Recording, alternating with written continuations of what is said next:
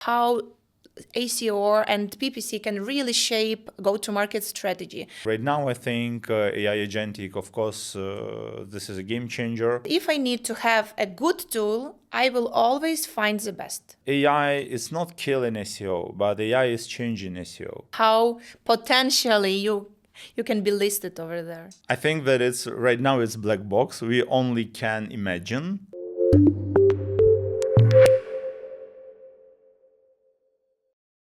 Hello, everyone. My name is Juliana Matyashowska, and I am a go-to-market strategist. We have a podcast channel, Tech Bridge, and today we would like to welcome you in our ACO go-to-market podcast together with Pavlo Lysyy.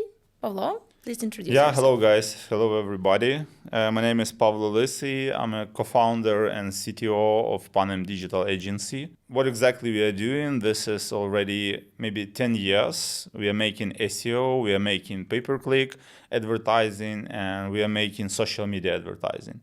So we're driving these three channels for more than 500 customers right now in our agency. And we already, from our historical point, we already served more than 2,000 companies. So we are trying and we are doing for our customers support when they go to the market, when they're doing go-market strategy. And we are running these channels in a smart way. So we are everything doing from the analytical perspective, firstly. So we are doing smartly SEO and pay-per-click. Yeah, it's interesting because I think we are working with you already for 4 or 5 project together, and we just met each other first time last year, yes. Like physically. Before we always had an online introduction, online meeting. So it's really interesting how it's organized. So when I'm going from one company to another and I need ACO agency, I always call you because I do believe your team is doing a really great job. Yeah, and that is why, like as we are doing this now, I am building go-to-market strategies for B2B startups. Either they are launching a new product or they would like to do some expansion in different markets. That is why for me it's really interesting today to discuss how ACO and PPC can really shape go-to-market strategy, how you can help companies to scale, even companies to understand where they can go to, how they can shape their offering and product, because I do believe it's a lot of opportunities to learn from a market from a PPC and ACO perspective.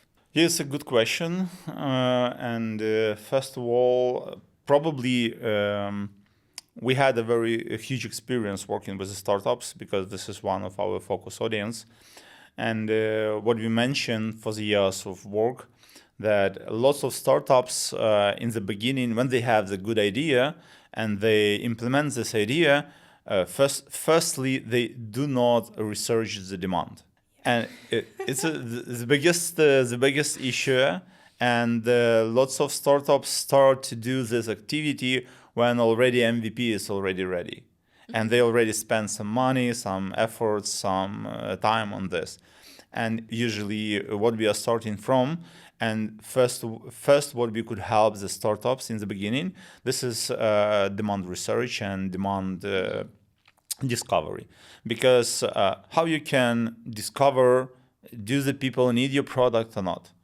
The mostly simple way how you can do it, this is to making keyword research. Mm-hmm. We have a lot of tools, special tools that is using in a standard classic SEO, like Ahref, SEMrush, SERanking.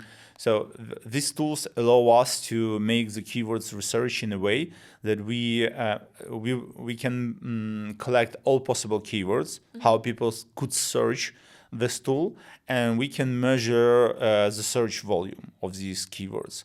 And the search volume, this is very interesting parameter because the search volume, first of all these tools measure in this search volume during the year, mm-hmm. and they show you the average of a year. And this search volume could also show you, do this demand increasing or dropping? And also you can see the market volume, and based on all of these keywords, you could understand how many traffic you can bring to your website. And After this, you make standard mathematic operations to understand, for example, if you know that average on the market, you have like a 3% or 5% of conversions from the traffic, general traffic, you can calculate that. For example, you have the cluster of keywords. This cluster of keywords have averagely like 50,000 search volume. And you can make the prognosis. If you will take the top one position in Google, you can get approximately the half of these visitors on your website. And simply it's 25,000.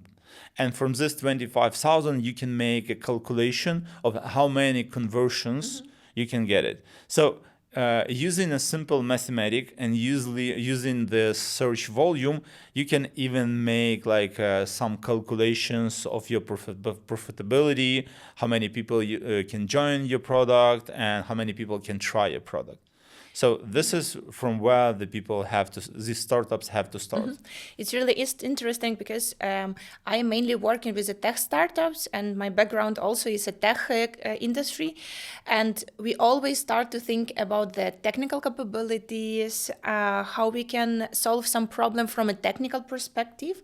And before, I always had a clue that, okay, if we are launching the product, we need to be best of the best to show this like a customer values and so to solve his problems. But then I realized it's not, if no one can Google us, all these things about the great technical product, it's not worth it, because we cannot get the traffic, we cannot get the users to try and then to love our product.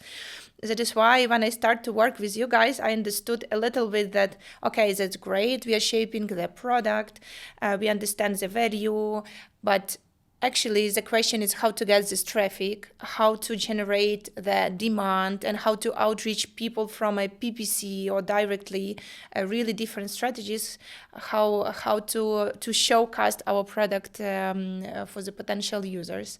And it's the thing now I tell every startup, you need first to understand the market, to research actually your competitors, because sometimes our direct competitors are different from an SEO perspective and from a value perspective. That is why I also like your reports regarding like, this is your SEO competitors in this market. And then a lot of the, startups realize, okay, we even don't know about these players.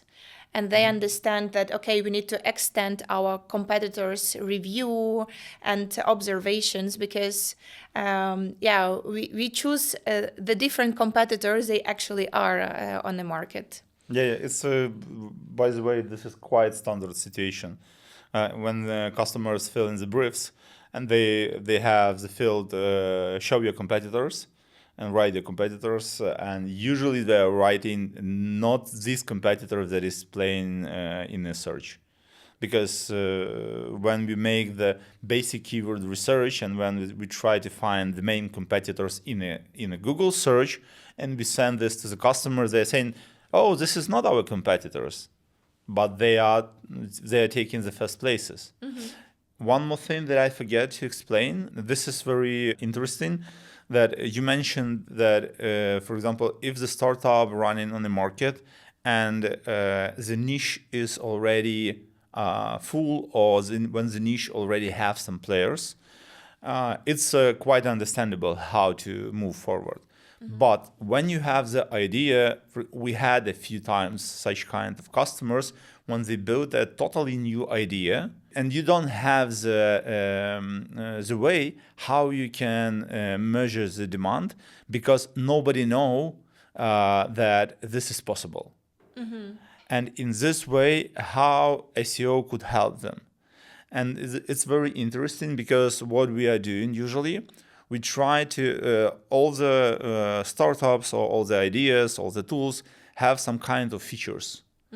And this is very interesting situation, because you can take every feature as a separated way people can join your startup. And in general, because for example, this startup that I remember, it was very interesting. It was like a virtual witness. And it was virtual witness, and it was like a special tool that allow you to make the video on the phone. And when you use this app, this video recorded in a super secured, super saved server, and nobody can make the changes on this server. And the way what they try to do, it was a Canadian startup. They go to the courts and they ask them, could they take these videos on the courts? And they say, yeah, we can, but if you will approve that nobody can change it. And when we start to make the keyword research, nobody know that this virtual witness could be used. And nobody search like a virtual witness tools. But you know where they find the first customers? It was realtors. Oh. It was the realtors that rent the apartments, and they make the video before they rent the apartment and after. Okay. And make the comparison. And if something was broken or something like this, and they told to the customers, okay, guys, let's use both of these tools. We film, we make the recording of this, how the apartments, what the situation right now is in the apartments. And after this, when you will go out of these apartments, we will compare. So, and right now, the biggest amount of his customers is from real estate. It's really interesting because I do believe the startup had completely different perspective on their customers. You mentioned court, maybe they were thinking about some governmental organizations, but in the end, when they went to the market, they really understand different product market fit. I think no one would think in the beginning that realtors or like renting facilities can be a good client for people this. search this because we make the evaluation that one of the feature when nobody can change the video. Okay. And this was exactly the request that the real estate agents have. That they can make the video that nobody can change. Okay. So it's interesting because SEO solving this issue. When you have all the features, you can split your startup or your tool or your startup on a different types of features, and every feature could have a separated keywords. And this keyword search volume could be the point from where you can start. We have this, like you also had a really interesting topic at Cinto when we cooperated. So like I will just give a perspective for the audience. Cinto, it's AI-generated synthetic data startup. And they are really solving the problem of using the security data for analytics, because as they are mainly working with a healthcare governmental organization, it's really hard to use data as is. So they need to augment it, to clean it, to hide, to anonymize kind of in a new way.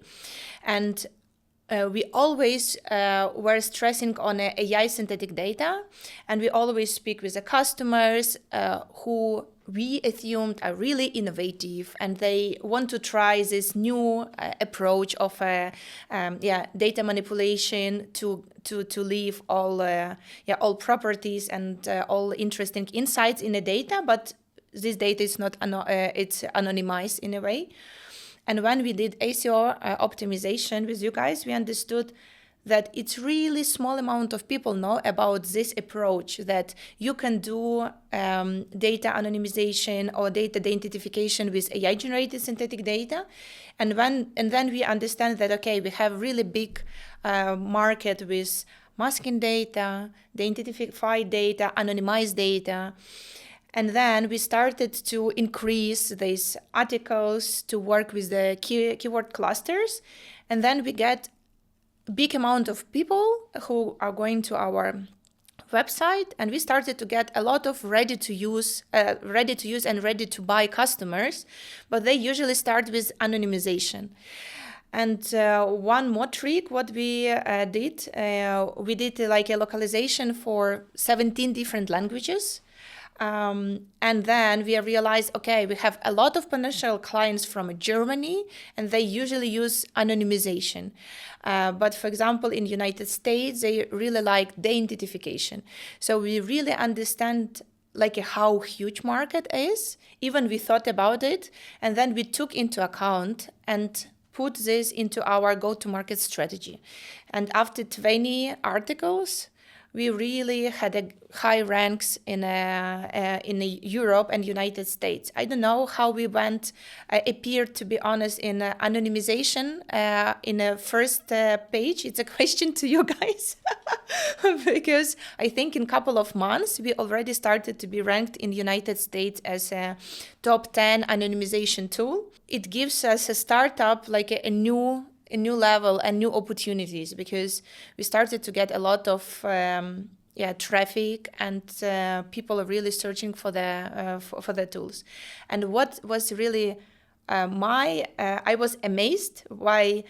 I always thought, okay, I'm working in enterprise, and if I need to have a good tool, I will always find the best. So I will go to Google, to friends, whatever. I will compare all features, and I will choose the best tool. In reality, people Google, they find first 5-10 companies, they contact these companies, and they choose from these companies. I never thought that people are not doing the proper research, to be honest. This is interesting, of course, but my point is that yes, people searching, and lots of people simply don't have a time to compare all features. And even, for example, if this is startup, if this is software, and you can use such websites like a Software Advice, Capterra, G2, and you can read the reviews, right? But again, how many times it will clap from yourself to read all reviews in a Capterra? You have to do a very huge home exercise to compare all features, to compare the tools, to understand what the tools will be the best for your needs. And in this case, yes, I agree with you that usually how this is happening, people searching, people trust to the reviews, websites. I mean, reviews articles. When you have some good article placed in a Forbes, for example, on a Tech Radar, when it's trusted website, and you read the article top 10 tools for best productivity, right? For best personal productivity. And on this listicle, you've seen the first 3 tools, and probably the biggest amount of people believe that these 3 tools it's the best in a reason that the author of this article did the home exercise and make the comparison of all the features and etc. But it's not true. Yes. Because usually the first places in the such listings are selling by money. And simply the websites, startups, tools are paying money for the authors of such kind of articles to be placed in this top 10. This is what something would be a name and link insertion. And what it means? It means that you never know. You should try by yourself. And when you try something, that's why, for example, I believe that the biggest part of startups should have the freemium model, because when you have to pay money starting from the day one of using the tool, this is not something that makes me happy, because I want to try the tool. I want to look on the interface. I want to try how fastly it's working, how useful it's. In this case, I think that the freemium model, this is the best model for startups. All these things, this is exactly what's caring about. And to be placed in the listicles, to be visible on the top 10, to find the new entry points, because this anonymization and the identification, this is exactly something what we are naming in entry points. Because usually people start from something, try with something, and after that they extend their business activities with your tool, or buy the more extended package, or go to another services. Yeah, I think it's, every project, it's really broaden my horizons, what I can start from. And sometimes customers also come to me and tell, oh, we would like to do SEO optimization, and we need a marketer to understand how and where to go. And I always tell, SEO is perfect, but let's answer some first questions, like, do you know really your competitors? Do you really have a good comparison between features, do you really know your customers? Like, have you spoke with them? And ACO, for sure, it's a great tool. But first of all, you need to understand really good your market to do the research. And I do believe in case of Synto, it also was a good thing that first we planned the marketing and expansion stages first. And then we allied ACO, for sure, together with a really nice content agency. Because always when I was writing to Raccoon, there was like, oh my God, these briefs, they are so hard. They have so much amount of a keyword, of a structure. It's so hard. It's so hard to work with you guys, you know. And then I was honest and I told that, you know, the content itself is not solving any problems. If we are not aligning the content with the strategy and with good ACO briefs, it's just useless. I agree with you 100%, and I could say even more that right now in today's times, we can even say that our briefs become even more complicated. Why this is happening? Because new players on the SEO market, new players in our life, all these AI agents, and some new things it's happening in SEO. And one of those new things is something we are naming answer engine optimization. And what it means? It means that from my personal feeling, right? Because I'm in SEO starting from 2008, and I passed with Google all his updates, when the game changers happening, and etc. And right now, I think AI agentic, of course, this is a game changer, and the content that should be producited right now, it's very close, by my personal feeling, to the 2-3 years ago we had the trend when big, huge guides was really respected by Google. When you had like a huge guide with 15,000, 20,000 words, and this guide was extremely not a completely structured. You have a table of content, you mention every question that is related to the topic, and all of these questions had a very exact answers. And for example, if you look right now on this trend, answer engine optimization, it means that the content should answer directly on different questions that is related to the topic. Mm-hmm. And this content that you should prepare right now is very similar to this guide. But one difference is that in the beginning of this content, you should answer on the main question. When you start with the main topic, how to do SEO in 2025. And for example, you should, on the first part of your content, should contain direct answer on this. Mm-hmm. Short, understandable, without water, but very exact direct answer. And after this, you can run the table of content, you can run the different questions that will contain the different parts of these answers. So what parts SEO right now is contained, and 1, 2, 3, 4, 5, and every part you describe separately, and what these answer engines, generative engines, what they are doing, ChatGPT, Perplexity, Google Overview, everybody. So they take in the pieces of your content and use to generate their answers, because as right now we understand, one of very strong SEO woman, Olesa, mentioned me in my Facebook post that, for example, 70% of answers in a Google AI is synthetically generated. But anyway, to generate these answers, they should use some basic content. Mm-hmm. So in this case, this answer engine optimization right now is like the new level of content briefs, new level of content building. And this is something that is the next step of this.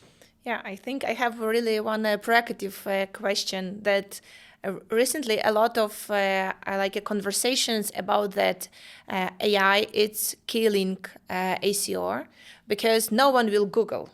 I'm not sure it's a true, but how do you see this industry is changing in terms of people's searching behavior, and how you can understand, these rules and how game is changing to adapt your organization into this? Good question. Of course, the SEOs, people who is doing SEO, we have to study all the time. And this is something that is happening starting from 2012, when Google runs the first core update. And starting from this point, all the time we need to learn something new, to make the experiments, and etc. I think we have approximately the same situation right now. That is, AI is not killing SEO, but AI is changing SEO. And first, what we've seen that, of course, AI systems decrease the amount of informational search traffic. And for example, we have a very understandable statistic data from the biggest players in the world. For example, that Wikipedia dropped in I don't know, 10 billion visits. For example, Forbes dropped in 100 billion visits. So we see very understandable statistic data that ChatGPT, all the LLM systems have a direct influence on the informational traffic. A little bit less they influence on the generic traffic, because we usually, from SEO perspective, we separate all traffic on the three types. It's like informational traffic, and it's this is everything that when you are searching what is, how to, and etc. Generic traffic, this is something that you could not specify with the intent, right? When you simply run when you simply write synthetic data, what do you want to get from this request? So what is synthetic data or synthetic data services? The search engine do not understand. That's why we identify these types of search queries like a generic and transactional. So of course, the less influence it have on a generic, because people usually use more exact search queries in LLM systems, because they explain what they need in a more direct way. And generic traffic also dropped, but not so a lot of. And the mostly small amount influence they have the systems on transactional traffic. But it's right now, because I believe that we know that ChatGPT start already work with the product feeds, for example. And they even build a form on an OpenAI website when you can send them your product feed from the merchant, and they can scan and work with your products. And I believe they prepare in their ads activities, because this is a way how can they monetize so big traffic. And but right now we can say 100% that the less influence we've seen. This is e-commerce website. They have the commercial transactional traffic when you search some companies, prices, all the keywords that contain commercial intent. And this is something where you have to build the biggest efforts. This is transactional traffic. But from other perspective, the mentions in a AI overview, for example, Google, when you search something and Google mention you in an AI overview, and this AI overview is the way how people trust them. It's amazing, because they think that this is totally true. When AI overview mentioned you in the super beginning, people believe this 100%. And the traffic from this AI overview mentions are really trustful. And what it means? It means that AI overview usually is showing under the Google Ads. Yep. And first line. First line. And I believe this will continue. And this is exactly the reason why you should want to be placed in an AI overview. And right now, in the Panem, we have so a lot of requests from our customers that is saying, okay, guys, we understand. Classic SEO, it's cool. We have a traffic, we have conversions, everything is fine. But we think that the traffic is going down in the reason of people taking the answers from these AI overviews.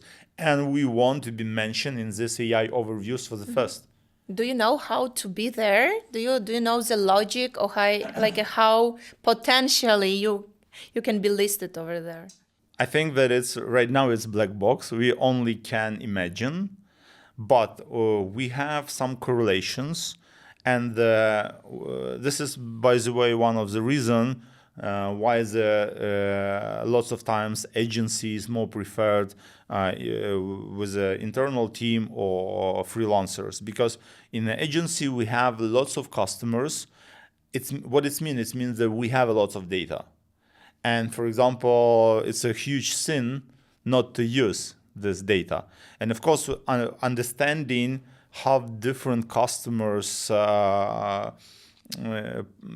going forward with this overviews, we can build our correlations and understanding.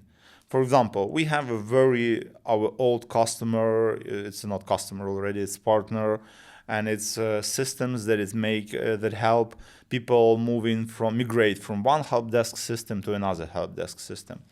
And more than 8 years we worked together, maybe 8 years.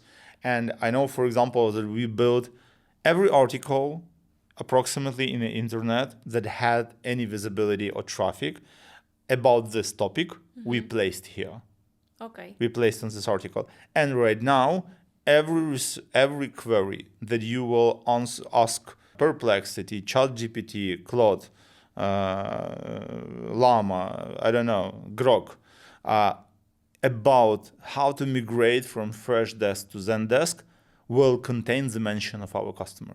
Okay, so actually who invested in ACO and investing now will be the higher possibility to be placed, right, in these AI overviews, in a LLM answers? Yes, but one more specific point is here placed, because when you are doing classic SEO, for example, and you are building backlinks, usually you're starting from cheap backlinks, right? Because the main objective is to increase the domain authority, and you just use these backlinks that have some traffic, some visibility, but not so expensive. But here the trick is that, for example, when we are working with such types of customers, we have a good amount of such customers. In the reason that they are doing SEO so longly, they already use all possible cheap placements, and they have to go to the more expensive placements. And this is like the next step of link building, when you combine link building with the PR activities. And my point of view is that this is exactly what is influencing of visibility exactly in the LLM systems, because they usually use listicles, trusted websites to take the data about the search results, because I think they don't have the evaluation criteria, and they simply use these listicles and some review articles to collect the answers. And they are simply translating these answers and sending these answers to the visitors. So now you have like an idea that it's better to be placed on a high-ranked article, like a backlinks first, and then in a parallel to build some... Because if you will ask me this question 2 years ago, I will say that it's better to buy 10 articles with $100 instead of one article for $1,000. But right now, situation is critically changed, because if you targeting on be visible not only on a Google, but also on a generative search engines, in this case, yes, it's better to buy one more expensive article But one article is not enough, of course. Yep. So this also will influence on extending of the backlinks budgets. Mm-hmm. Yeah, I have a feeling that for new products, it's now like the game changed and they don't have a really easy plan how to do it in terms of a go-to-market as we had it before. So it's a lot of changing rules, and they need to be creative into the understanding how to move forward. Yes, agree that the players that is placed on a Google for long period, that is already a long period on the market, they have more beneficial positions in LLM systems, because they historically they collect much more data about them. They have much more mentions about them, and these tools or startups already placed in lots of these hundreds of these listicles, and this is much more beneficial in comparison with the new players. So we can say that new players will have more hard task, more hard home exercise. Yeah, we spoke a lot about ACR, but if you speak about PPC, do you see any correlation in terms of, startup phase, or, amount of investment for sure, but it's more on the latest phase? Like it's always a trade-off. ACR, it's good, but it's a long run. PPC, it's easier to get traffic, maybe to get the feedback, but it's not sustainable. You always need to, Yep. to have this budget and spend it every month. Do you have any recommendations or any ideas how to combine or what to start with? Yes, of course. What we can say about pay-per-click, right? First, pay-per-click become more smart.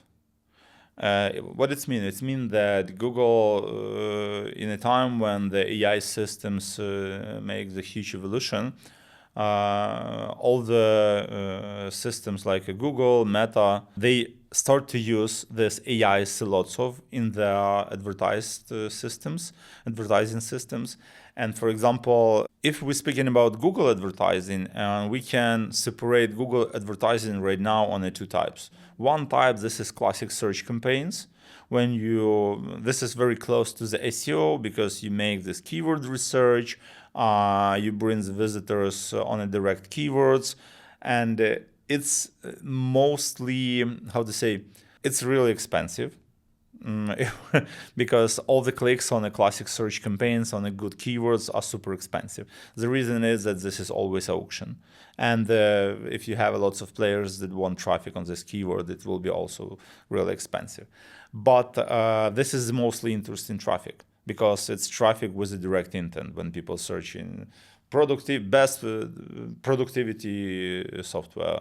So, and the other type, this is not keywords campaigns, and it's more interesting because Google have these performance max campaigns right now, and these performance max campaigns are in the biggest part automated, and Google use all the placement that is available for him to place this performance max.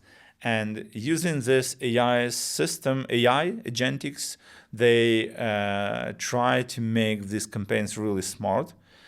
But on all our experience, we can say that everything should be tested, because sometimes it's worked great, sometimes it's not working at all. So how this influence on Google Ads? I believe that Google drop in their incomes because they also show the advertising on an informational search. And when the ChatGPT collect a huge amount of informational queries from the Google to their systems, I believe that Google drop in the impressions and clicks on advertising. But right now we see that, but it's still the biggest part of Google incomes. And I believe that the Google pay-per-click never die with the Google. I believe that ChatGPT is preparing his own advertising system to monetize this traffic. In this case, I think that this market will be quite stable, but it will become more expensive even right now, Because right now, one click on a software development company in the United States could cost $35 per click. And Expensive. yeah, but it's super expensive. And even like clicks on something not something very simple, like a local services, like I don't know, window glass replacement in Chicago, it costs $5-7 one click. So in this case, I believe that it will become even more expensive. I think so. We are going to extend our pay-per-click department because this will always working, I think, in a Google.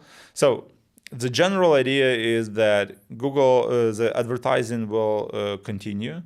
Will be continue one of the most effective channel, but it will become more expensive, I think. Same in the meta, because maybe you remember the times when on a $10 you can make 100 clicks in the meta, but right now approximately the click could cost like starting from $1 to $10 in the meta, and when you are getting such clicks from Google with a direct intent. In comparison, Facebook never will make you the search queries advertising. They are always showing by interest, by audience you are choosing, and this always like a roulette, because you never know how this campaign will perform. So in this case, from the meta perspective, I can say that you should run more amount of tests, and this will also have direct influence on the expenses. Okay. Yeah. I also remember you told me about that you had one, it's probably legal startup, and you needed to generate as well a lot of content. And you understand that it's really hard to write with the writers, and you figure out how to do it with AI somehow. Can you tell? Because I think it's really interesting story, because it, besides it's influencing the PPC and SEO, it's also influencing content management.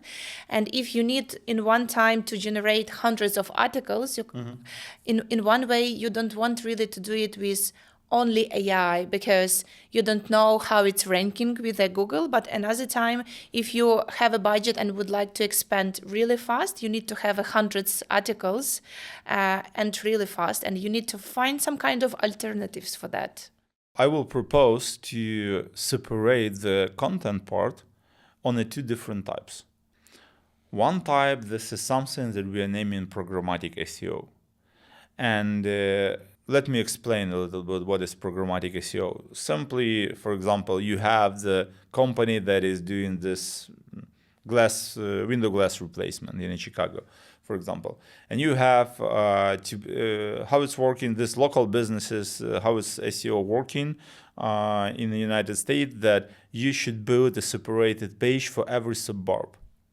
Because when people searching like a window glass replacement near me, and this person is right now in a Arlington Heights suburb, Google tried to show him exactly the companies that have Google My Business accounts or have the pages exactly about the Arlington Heights.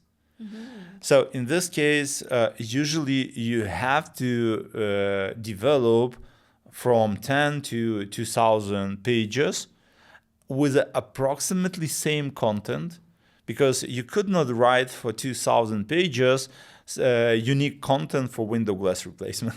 It's a bullshit. It would be really hard. Yeah, it will be really hard. And it's not necessary. So this is something that we are naming programmatic SEO, when you should build a huge amount of typical pages that is very similar by design, structure, content, and only contain some differences that is related to the location or type. For example, you have appliance repair, right? And this appliance repair, you have appliance repair, Samsung appliance repair, LG, Philips, and it's approximately same content. So this content, on my today's opinion, could be generated by AI. And additionally, if we are speaking about technical content, for example, you have a product, you have a wash machine, right? And this wash machine have some kind of instruction or explanation or description. I believe that this description, for example, and this wash machine is placed on a 10,000 e-commerce web stores. You could not write the unique content here because it will be complicated, it will be quite hard, and it's not possible usually. But this technical content could be generated. This should be not the same as the main factory have it, but you can generate with the AI. So I believe that programmatic SEO could use AI generated content. I believe that technical content should be used with AI generated. But secondly, second part, this is content for users. And this is articles, this is reviews, this is the guides.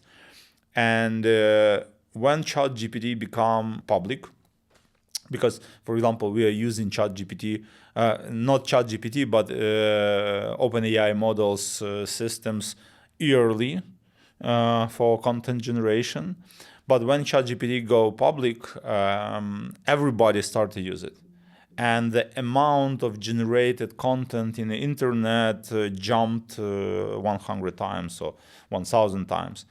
And right now we see the rollback. We see that the content that is totally generated with the AI not ranking well. And a huge amount of good content that was generated with the AI systems right now is not ranking, even if this content is good. So in today's world, I believe that first, this content for users should be generated by good experts. Everybody should remember about EAT. This is authority, expertise, trust. So the content should be generated by experts first. Could the experts use ChatGPT as a draft? 100%. You have to use it because this makes your work much faster. But you could not drive and run the 100% AI written content and believe it will rank fine. You can use it as a draft. You can use it to build the pieces of content. You can use it to generate images. So you can use it as your helper to write the content.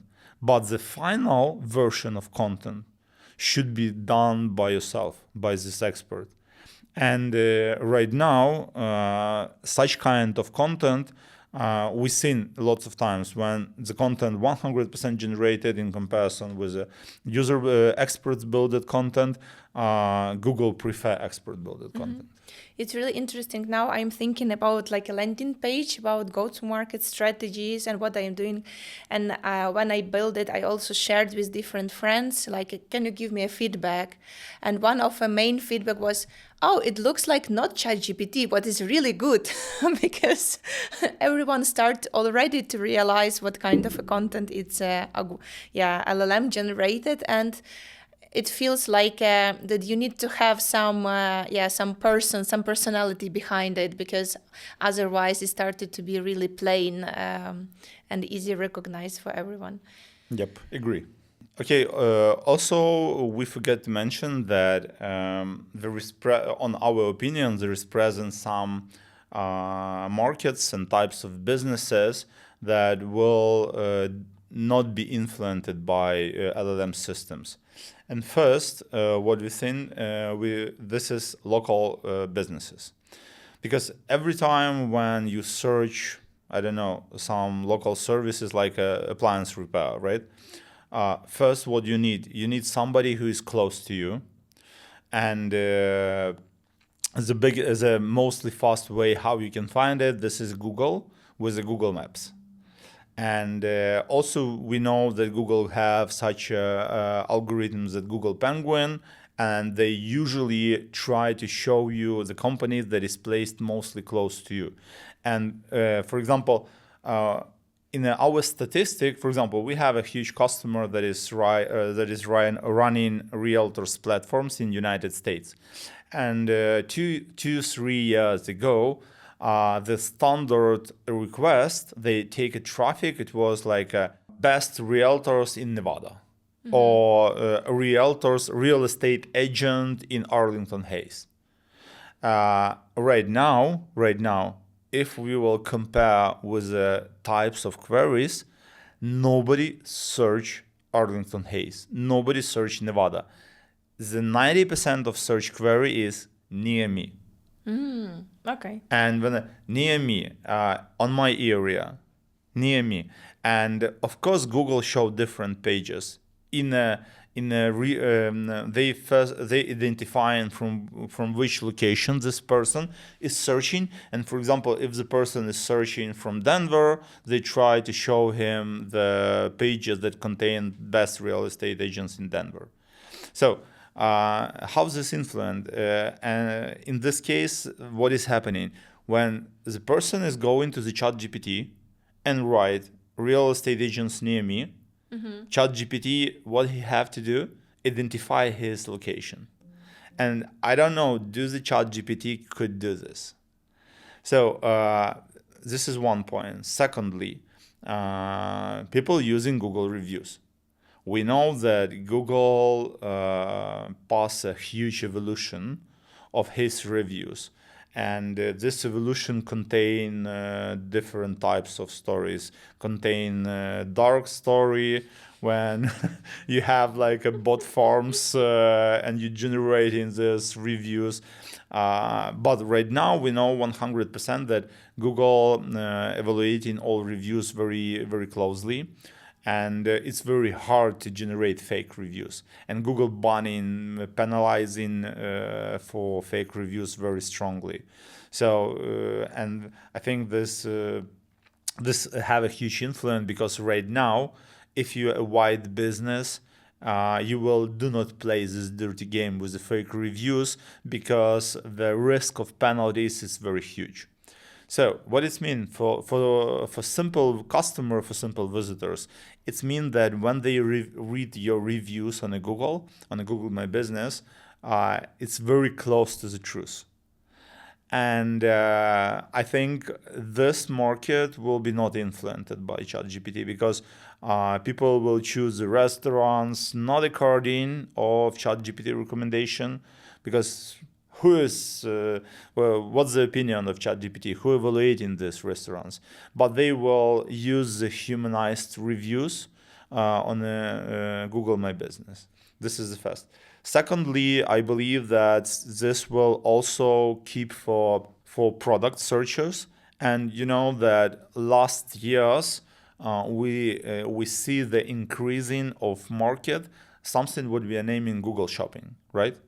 And right now it's one of the mostly effective type of advertising, Google Shopping, in a pay-per-click. And but in the same time, Google have such a thing as an organic search on a Google product, on a shopping products. And for example, for last year, we see that Google make a lot of tests integrating the shopping results on the main search engine result page. And they combining, right? They trying to include some pieces of products near me, the fast pickup blocks. When, for example, you buy bicycle and they showing from where you can pick up this bicycle today, for example. So I believe that this market will be also increasing and continue increasing, and organic shopping will increase in clicks, visits, because again, when you ask ChatGPT, what is the best bicycle? So ChatGPT can recommend you what is the best bicycle in his opinion, where to buy it. But I believe that lots of people simply love to shop. Mm-hmm. And this is not exactly, because yes, we have the part of audience that want to make this, to buy very fastly, not to spend on this time. But the biggest part of people love to shop. This is a part of process when they want to choose by themselves, according to reviews, what they want to do, what they love. And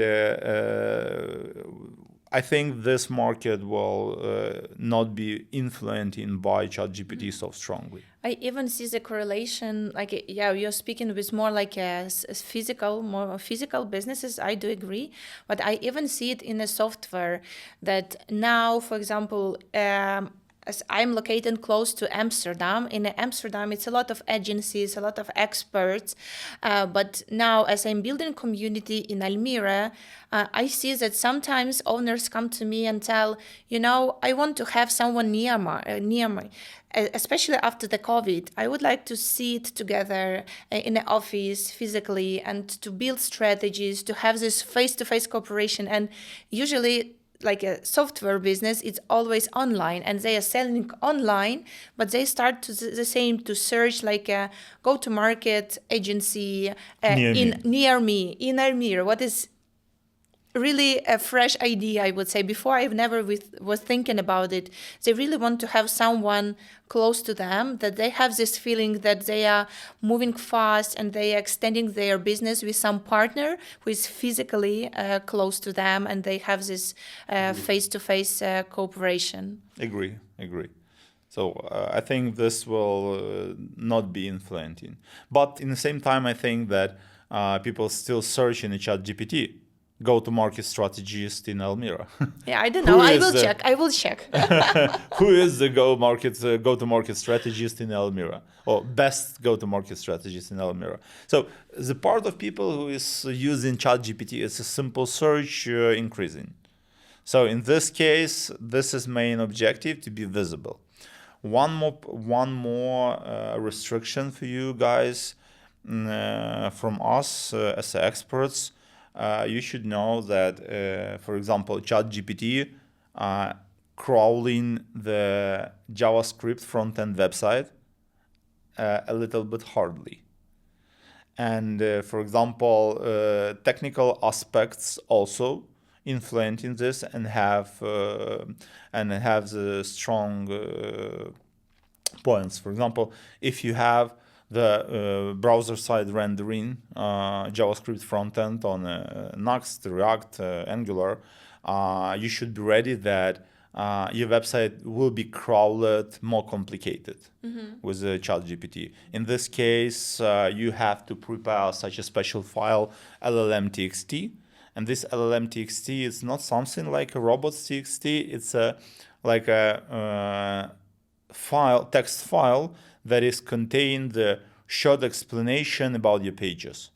You place here the list of your pages, and you place on every URL what this URL speaking about in a simple way. But of course, it's like it's a trick. It's not something that AI system want to see. In this case, the trend is the simple websites. Build it, or if you're running the JavaScript website, remember that server-side rendering worth its money. So I think that when startup, even now I'm thinking, okay, I need to have a landing page, a couple of them, and then I start to understand, okay, what I need to use.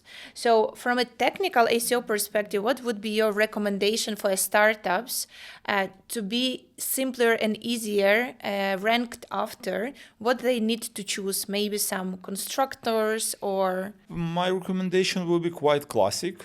This could be WordPress, but WordPress have a lot of trick things. This could be WordPress with the custom fields. It's important, not complicated with lots of plugins and etc. This could be Webflow. It's quite simple also for crawling. Of course, this could be some builders, but as a result of this could be any kind of system. But as a result, you should have send to the browser a clean HTML structure. So in this case, there is no matter what front-end system, back-end system you will use. Keep in mind that front-end should be clean and simple.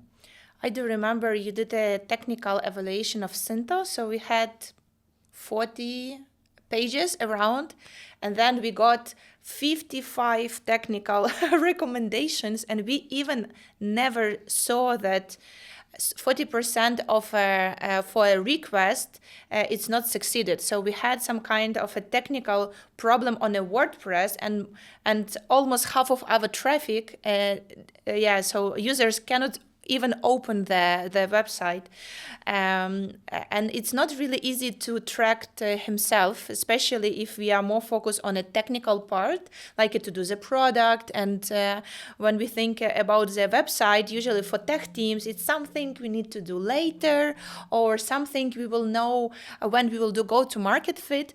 And I always tell a team that, okay, even it's two of you, even you just started the research and you already know what kind of a product you are building, you right away need to have a clean website with a positioning, and you need to understand in terms of an ACO perspective how to do it really, really optimal. Because otherwise, tech people stuck so hardly into the tech things, and they so love these technical capabilities, they really underestimate the positioning, ACO, and PPC, which can actually bring customers right away. So you're 100% right, because even it doesn't matter from which channel visitor will come to your website.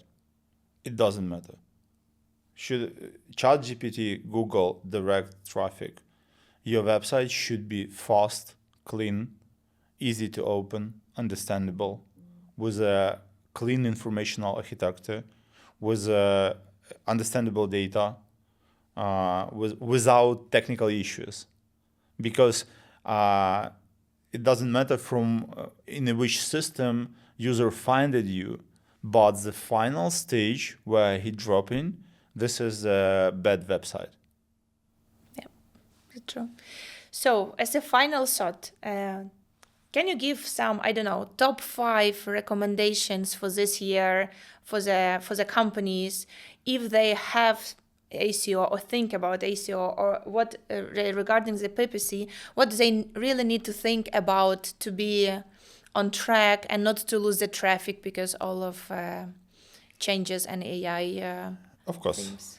So I will start first. Concentrate your efforts around transactional commercial keywords, and concentrate your efforts around building convertible data. So, I mean, from conversion perspective. Secondly, if you are doing the PR activities, these PR activities should be combined with classic link building. So keep in mind that the best PR activities will be right now the link insertion, or building your own listicles, or insert your articles or your links in a content that already have a high positions, even if this will be expensive. Third, when you build in the content, build the content with the best old SEO practices, because nobody changed the basis. But also keep in mind about these answer engine optimizations. So the content should be built with the experts in the right way, with the right structure, with the right architecture. So this process become more complicated.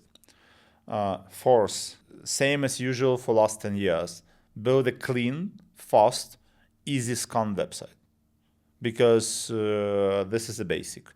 Because if Cloud or ChatGPT could not crawl your website, you will never take a traffic here. And the 5, do not hesitate to use agencies and go-to-market strategies, because this will increase your chances to be visible. Yeah, I do agree. I will also complement it because sometimes our audience is also really techie one. don't underestimate what actually ACO and a good go-to-market strategy can bring to you for the market growth and for the company growth, because it's great when you have a great product, but it's pity if no one can find it and can use it. So yeah, I think that's all. Thank you very much for this conversation. I also get some kind of new things I need to learn for this year for my clients, and yeah, let's be in touch. Thank you for nice questions and for good collaborations. Thank you. Thanks.